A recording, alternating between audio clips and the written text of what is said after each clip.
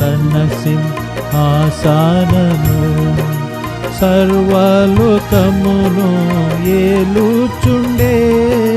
స్థిరపరచే తన సింహాసనము సర్వలోకమును ఏలుచుండే నీ ఆజ్ఞలను పాలించెదము నా ప్రాణమా ప్రభుని స్తుతించుమా నీ ఆజ్ఞలను పాలించెదము నా ప్రాణమా ప్రభుని స్తుతించుమా నా ప్రాణమా నా సర్వమా నా ప్రాణమా నా సర్వమా ఆయన పరిశుద్ధ నామమునకు సదా స్తుతులను చెల్లించుమా మరువకు ఆయన